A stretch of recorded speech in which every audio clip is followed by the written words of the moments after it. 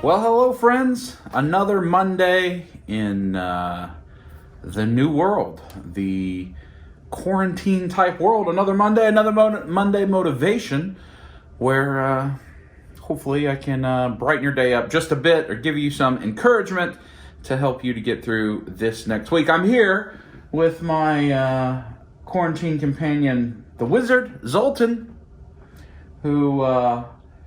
The Wizard and I have been bunkered down now for a couple weeks, doing the best we can, and we thought we would come together to share with you a little discussion about togetherness. And I'm not going to give you the definition, the quote. We'll wait till some times return to normal. I just really want to speak from my heart openly about the current situation that we're all facing, all of us, all over the world, and share that with you. So, I think one of the things that is most unique and one of the bright sides or silver linings of all of this, so often when you're going through something in your life, a challenge, a difficult time, there honestly isn't very many people that really understand. Not that way you have going on. You could have something that's going on at work. Say that a challenge at work related to a project or something you have to work on, or that can happen in any type of workplace. And your manager, whoever is frustrating you, there are people that may be able to understand what that's like being frustrated by a request from a manager they don't agree with, but they don't specifically understand what you're going through, right? The people that love you will say, yeah, I know, I understand. It's really hard, but they don't really understand. It's hard to be together with someone fully on something unless you're also encountering that, right? We try our best to show empathy, an awareness and an understanding and a compassion for what others are going through, but we may not ever truly understand. For instance, there are a lot of challenging things that happen in life related to children that, because I don't have my own children, I don't really understand. I'm empathetic toward those needs. I try to relate them to a situation that maybe I've been in that has some correlation, but I don't really understand because I don't have children. So one of the positive things about this is all of us, at least at the high level, understand what the others are going through. Sure, there are different granularities, and some of us are dealing directly with illness or families that have illness. Some of us are dealing directly with financial distress or job loss, whatever the case may be.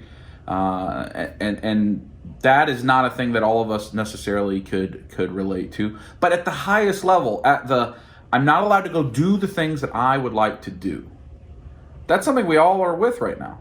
Everybody is restricted in some way by this time. We're all together on that. We all have a shared enemy on that. All of us, all over the world, have one common enemy. Probably for the first time ever in the history of humanity, there is one singular shared enemy.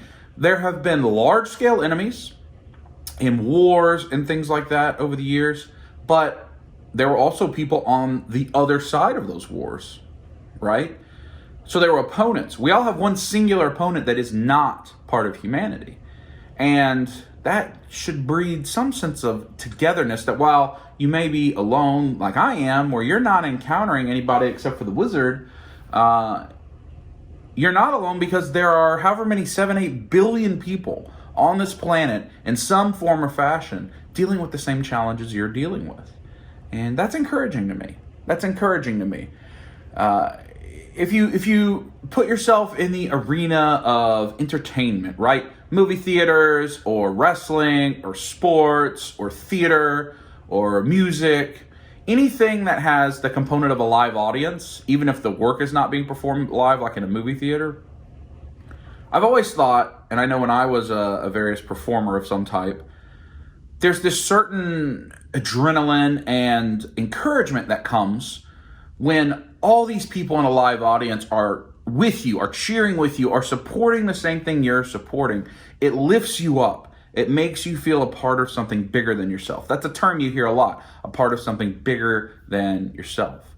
And I think that comes through a lot when a performer walks out on stage in a concert and everybody's singing their song with them all at the same time.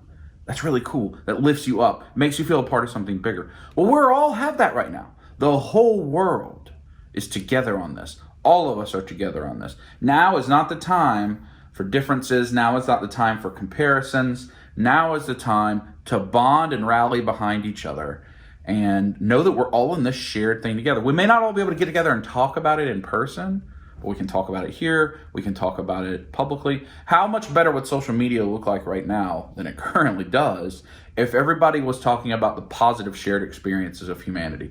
Never before have all of us been on this same journey together. And that's the togetherness aspect I wanted to comment about today.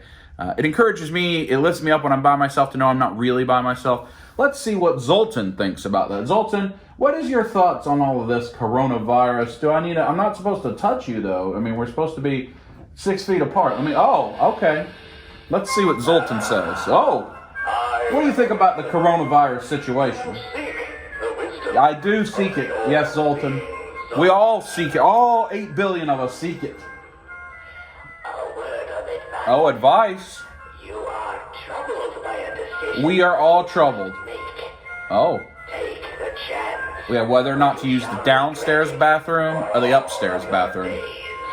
Take the chance or we'll regret it all of our days. That means the downstairs bathroom, I think. A few extra steps. Maybe it's a little perilous, you get there a little bit later than you think. But, I don't know. Thanks for the advice, Zoltan. Anyway, hope that brought a little cheer to your face. But I, again, encourage you, think about all the people going through this together. And think about how much fun it's going to be to celebrate at the end of this. I know in my workplace, with my team, and everything that we talk about, not everything we talk about, but a thing that we talk about almost every day, is the great celebration and the time that we're going to have on the other side of this. When we all get together and talk about the greatest accomplishment that we'll have ever had professionally. And that's something to look forward to. But we're all in it together. None of us are alone. I don't see another living person for probably several more weeks. So I understand that feeling of being alone in your house. But we're not alone. We're all together. And if you're a spiritual person, you certainly know that you're not alone. And as we enter Easter season and the different things that different religions may celebrate, I hope that you're able to find a way to do that for yourself in a way that's appropriate. So anyway, I will talk to you next week. I hope you enjoyed. Have as good a week as you can have. And stay together. And you know what? Have a little unhealthy snack. Just one. Just a little one. To make you feel better. I think it's okay. If you're having all the unhealthy snacks already while you're binge watching Netflix, you can still have one more. I'll talk to you next week.